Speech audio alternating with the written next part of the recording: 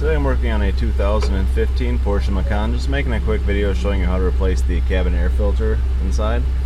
You want to get underneath the glove box here, and there's some little plastic finger screws. You can just undo these. There's 3 of them. One here, one here,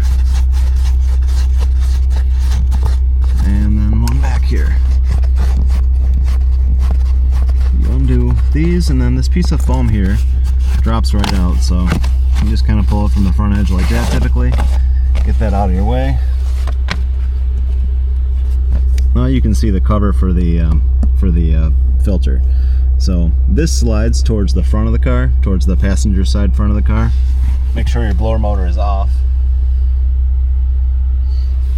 because if you have this on, it'll you know, obviously it's pressurized, so just shut the car off. It's the best idea. But slide this way until it stops and pull it straight down. Now with that down like that, you can just sneak this filter straight out. So it'll have a little tapered edge. Tapered edge goes towards the outside of the car, so you get it going in the right way. Just pull it straight down like this. You take the new one, and the new one gets installed the same way. So install the new one like this. Stick it right up there using one hand. Try not to distort it too much. You're gonna have to do it a little bit, but just make sure you're not damaging it and it moves nice like this. Take that same cover you just took off, get that back in place like this. Make sure it's not blocking this front edge here. Make sure all these little black hooks are on the right side of the plastic. They should be underneath it, and then you just kind of slide it back like this until it clips into place. Take your little piece of foam, get that positioned back up there.